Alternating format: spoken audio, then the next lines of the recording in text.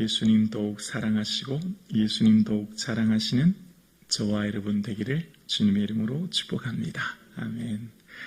인간의 지성은 한계가 있죠. 그래서 우리는 보여지고 들려지는 어떤 실험, 관찰, 증명되는 것들만 믿게 되는 이런 사회를 살고 있지 않습니까? 그러나 보이지 않는 세계가 있고 또 반드시 이 세계 너머에 또 다른 세계가 있는데 그 세계에 대한 비밀은 하나님이 열어 보여주셔야 알죠. 그래서 그것을 계시라고 합니다. 인간의 이성의 노력으로, 인간의 이성의 수준으로 깨달을 수 없기 때문에 하나님이 열어서 보여주셔야 되는데요. 그래서 그것을 사도 바울은 오늘 본문에 신비라는 표현을 쓰고 있습니다. 오늘 본문 25절에 보면 이렇게 시작합니다. 형제들아 너희가 스스로 지혜 있다 하면서 이 신비를 너희가 모르기를 내가 원하지 아니하노니 라고 얘기합니다. 신비라고 하는 미스테리온이라고 하는 이 헬라어에서 영어 미스테리가 나왔죠. 일반적으로 비밀이라고 하면 두 가지로 나눌 수 있다고 생각하는데요. 시크릿이라고 하는 1급 비밀은 소수에게만 정보가 제공되는 것인 반면 이 미스테리는 모든 사람에게 열려져 있지만 깨닫는 사람이 별로 없는 걸 미스테리라고 할 수 있죠.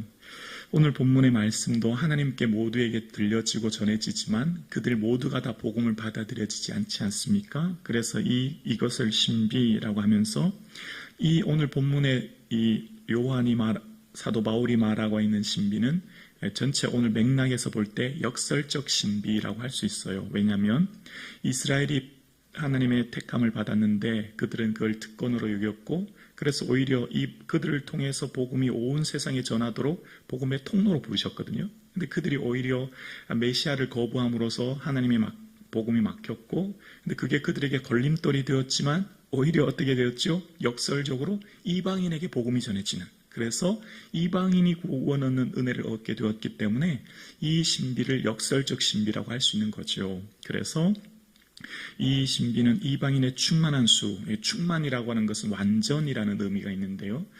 이방인을 통해서 더 완전히, 또 온전히, 더 많은 사람이 구원받도록 하는 은혜가 있었다라고 하는 것을 이야기합니다. 그래서 이 오늘 로마서 11장 전체 맥락을 보면 하나님께서 행하시는 일들을 보면 인간적인 눈으로 볼 때 이해가 안 되지만 오히려 그 역설적인 은혜로 하나님이 능력이 나타나는 거예요. 예를 들면 이런 거죠.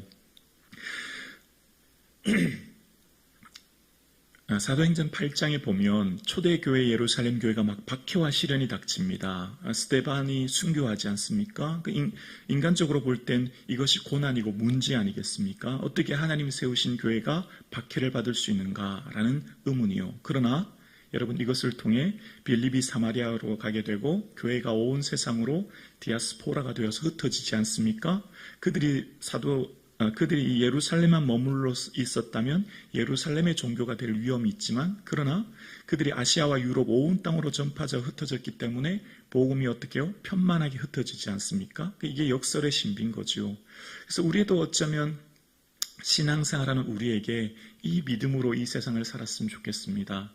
지금 내 눈에 보이는 사건과 일들이 전부가 아니라는 것을 이 너머에 일하시는 하나님을 볼 수 있는 힘 요셉의 고백처럼 당신들은 나를 헤아려 했으나 하나님은 어떻게 해요? 그것을 손으로 바꾸시는 하나님은 언제나 변화시키시고 역설의 하나님의 은혜가 있음을 본문은 끊임없이 얘기하는 거죠. 그래서 지금 이 사도 바울이 계속해서 얘기하는 이 신비는 분명히 십자가는 어떻습니까? 저주였습니다. 저주의 상징 아닙니까? 죽음 아닙니까? 고통 아닙니까?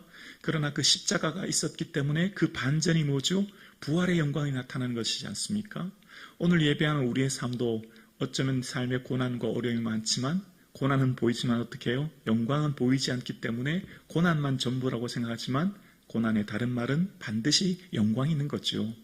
예배하는 저와 여러분의 삶에 지금 현재 만난 고난은 우리에게 나타날 영광과 비교할 수 없음에 끝을 아는 인생은 웃을 수 있지요. 끝을 아는 인생은 두렵지 않습니다. 끝을 아는 인생은 현재를 세워갈 수 있는 거죠. 우리는 마지막을 보기 때문에 이 은혜가 있기를 소원합니다. 그러면서 이스라엘이 구원받은 세 가지 이유를 말하고 있는데요. 그 첫 번째가 성경의 증거라고 26절과 7절에 말합니다. 26절인데요. 그리하여 온 이스라엘이 구원을 받으리라 기록된 바 구원자가 시온에서 오사 야곱에게서 경건하지 않은 것을 돌이키시겠고 내가 그들의 죄를 없이 할 때에 그들에게 이루어질 내 언약이 이것이라. 자, 이 말씀은 이사야 59장 20절을 이제 인용해서 온 거예요. 그러니까 이스라엘이 구원받는 이유가 뭔가? 그 첫 번째가 말씀이라는 겁니다. 말씀에 근거해서 그들에게 복음이 증거되게 되었다라고 하면서 본문에 기록된 바라고 하면서 이제 인용구가 나와요. 기록된 바 하면서 구원자가 시온에서 오사, 이제 이게 이사야를 인용하는 건데, 이사야서 59장 20절에는 여기 구원자라고 하지 않고 구속자가 시온에서 임하여라고 말을 합니다. 구속자라고 하면서 원어의 뜻은 고엘이라는 뜻이에요. 뭐죠? 빛을 대신 갚아주는 사람이죠. 자, 여기도 역설의 은혜가 있습니다. 희생이 이 세상의 관점으로 볼 때는 희생이 정말 손해 같아요. 희생은 고생이에요. 낭비하는 것 같아요. 그런데 그 희생을 믿음으로 떠안을 때 복이 되는 거예요. 예를 들면 이 고엘이 대표적인 룻 아닙니까? 어머니 나오미와 함께 고향으로 돌아갑니다. 손해 같아요. 다른 자부는 돌아갔지만 그는 함께 갑니다. 어머니의 믿음을 함께 가지가지만 그것을 통해서 이후에 그를 통해서 보아스를 만납니다. 보아스 입장에서도 마찬가지예요. 보아스도 그의 삶 가운데 룻을 만나는 것은 기업을 물러줘야 되기 때문에 손해 같아요. 원래 1순위가 있었지 않습니까? 아무개어라고 하는 사람이요. 근데 아무개어라고 하는 사람은 기업 물르는 그것이 손해가 될 게 해서 룻과 함께 결혼하지 않아요. 분명히 손해의 관점이거든요. 그런데 어떻죠? 보아스는 만나서 결혼합니다. 분명히 이 관점은 손해의 관점이었지만 이후에 오벳 2세 다윗 그 계보로 예수 그리스도가 잉태되지 않습니까? 그러니까 이 고엘이라고 하는 것, 빛을 갚아준다고 하는 것, 하나님이 예수께서 우리를 위해 십자가를 대신 지신 이 사건은 그냥 우리가 구원 얻고 많은 사건이 아니라 우리의 삶으로 체험되고 우리의 삶으로 답해야 될 문제인 거예요. 그러니까 우리의 구원은 그냥 내가 구원 얻은 것으로 끝나는 게 아니라 예수님의 그 구속의 사건은 나만 구원 얻는 것으로 끝나는 게 아니라 내 삶으로 살아내야 될 문제라는 거예요. 그러니까 내 삶의 믿음의 삶의 내용들은 내가 희생하고 손해하는 것이 희생이 손해가 아니라고 하는 것을, 내가 내 가정과 교회와 공동체를 위해 살아가는 내 삶이 주를 위한 희생은 뭐죠? 축복이에요. 아멘이십니까? 아멘이에요. 주를 위한 희생은 복입니다. 왜냐하면 우리가 이 세상이 전부가 아니기 때문이죠. 그 믿음으로 우리가 구원의 은혜는 우리의 삶으로 답해야 될 문제인 거거든요. 나로만 끝나는 것이 않고 나로부터 그 생명이 흘러넘치게 하는 것은 내가 그것을 살아내야 될 때 살아냄으로써 그것이 증명되고 드러내고 그것이 은혜가 흘러가게 되는 것이거든요. 그래서 룻을 통해 보아스를 통해 또 이후에 많은 믿음의 선배들이 다 그렇게 살았거든요. 그래서 이 말씀을 통해 구원 얻었다라고 하고, 두 번째는 이스라엘의 신분 때문에 구원을 얻었대요. 28절에 복음으로 하면 그들이 너희로 말미암아 원수된 자요, 택하심으로 하면 조상들로 말미암아 사랑을 입은 자라. 그들의 신분은 택하심, 하나님의 택하심으로 인해 사랑받은 자다라고 하면서 그들의 신분이, 그러니까 처음 지난 시간에 우리 뿌리 비유하지 않습니까? 참감람나무 비유하지 않았습니까? 뿌리와 가지를 얘기하면서 원래 아브라함으로부터 부름받았고 아브라함의 씨앗으로부터 시작된 그들의 믿음의 삶을 이야기하기 시작했습니다. 그 시작의 뿌리로부터 이야기했던 것처럼 그들은 하나님의 조상들로부터 이미 사랑받고 택함받은 자들이었다라고 하면서 그 신분이 변화되지 않을 것을 얘기합니다. 그리고 세 번째가 변하지 않은 하나님의 성품을 얘기하는데요. 29절입니다. 하나님의 은사와 부르심에는 후회하심이 없다. 세 번역은 이렇게 말해요. 하나님께서 주시는 고마운 선물과 부르심은 철회되지 않습니다. 여러분, 우리의 구원은 철회되지 않아요. 그래서 우린 두렵지 않습니다. 구원의 조건과 능력이 내게 있지 않아요. 하나님께 있습니다. 이걸 하나님의 열심이죠. 하나님이 다 하시는 거예요. 내게 그 조건과 근원이 내게 있으면 내가 믿음이 나약해질 수 있고 내가 어려워질 수도 있고 내게 그 근거가 있다면 우리의 구원이 실패할 수 있지만 하나님이 하시기 때문에 하나님은 후회하심이 없어요. 철회되지 않아요. 그래서 우리는 우리의 삶의 구원을 하나님의 말씀 그리고 우리의 신분, 하나님의 변함없는 성품으로 믿기 때문에 이것을 붙들고 우리가 이 험한 세상, 염려와 근심이 많은 세상, 내 구원이 잃어버릴까 두려울 때 이 말씀을 붙드는 겁니다. 하나님의 부르심에는 후회하심이 없는 것입니다. 그 은혜 속에 우리가 살아가는 거예요. 그리고 이제 이 31절까지는 본래 이스라엘이 순종하여 하나님의 뜻을 이루어야 되지만 그러나 그들의 불순종으로 오히려 이방인들이 구원하는 은혜를 얻게 되었다는 것을 얘기하고 있고요. 이제 33절 볼게요. 33절에 보면 깊도다 하나님의 지혜와 지식의 풍성함이요 그의 판단은 헤아리지 못할 것이며 그의 길은 찾지 못할 것이로다. 이 사도 바울이 큰 하나님의 그 깊은 지혜, 마치 넓은 바다 앞에 선 사도 바울처럼 그 헤아릴 수 없는 놀라운 하나님의 은혜를 지금 경험했고 맛보았고 이제 그걸 고백하고 있는 겁니다. 마치 바울이 3층 천에서 말할 수 없는 언어로 그 영광을 경험했듯이 이제 그 하나님의 깊도다 하나님의 지혜와 지식이요 라고 하는 것은 정말 언어로 다 표현 못할 그 놀라운 영광을 지금 경험하면서 주님을 찬양하고 경배하는 내용인데요. 세 가지를 말하죠. 하나님의 지혜와 지식, 그리고 두 번째 판단, 하나님의 그 길을 이야기합니다. 여러분, 하나님의 지혜는 뭐죠? 고린도전서 1장 24절에 보면 그리스도는 하나님의 능력이요 하나님의 지혜니라. 하나님의 지혜는 예수님이에요. 예수님을 안다고 하는 것, 믿는다고 하는 것, 이것은 놀라운 지혜인 거죠. 이 세상의 지혜와 지식과 어떤 경험으로 알 수 없는 신비, 그래서 이것이 우리에게 복이 되는 것이죠. 그래서 이 하나님의 놀라운 지혜와 지식을 통해서 그의 하나님이 하시는 판단, 그분이 생각하고 결정하시는 것, 그러니까 예수님을 이 땅에 보내시고 구원하시는 그 사건은 우리가 감히 헤아리지 못할 일들입니다. 그래서 이것을 들어도 사람들이 잘 믿지 못하죠. 자, 그러면서 33절 끝부분에 보면 그의 길은 이라는 말이 나와요. 하나님이 인도하시는 길은 찾지 못하고 잘 알지 못한대요. 여러분, 하나님이 인도하시는 길은 어떻죠? 이사야서 55장 말씀처럼 내 길은 너희 길과 다름이며. 아멘이시죠? 예. 내 길은 너희 길보다 높다. 하나님이 인도하시는 길이에요. 그래서 여러분, 오늘 저와 여러분이 걸어가는 이 길이 힘들고 지치고 어려울지라도 하나님의 인도하시는 길은 내 생각과 다르기 때문에 반드시 뭐가 있어요? 반전이 있는 겁니다. 역설의 은혜가 여기 있죠. 이것이 전부가 아닙니다. 그래서 예레미야 10장 23절에 예레미야는 그 이스라엘 백성들에게 이런 말을 해요. 여호와여, 내가 알거니와 사람의 길이 자신에게 있지 아니하니 걸음을 지도함이 걷는 자에게 있지 아니하니이다. 지금 이 말은 어떤 맥락이죠? 이스라엘에게 지금 말합니다. 바벨론에게 포로로 끌려가야 된다. 항복해야 된다. 당장 이게 이해가 안 돼요. 그리고 예레미야는 매국노라고 감옥에 갇히고 매를 맞지 않습니까? 근데 이 사람의 길은 망하는 길 같아요. 바벨론 가는 길 망하는 길 같아요. 나라가 없어지는 것 같아요. 맞잖아요. 객관적으로 맞잖아요.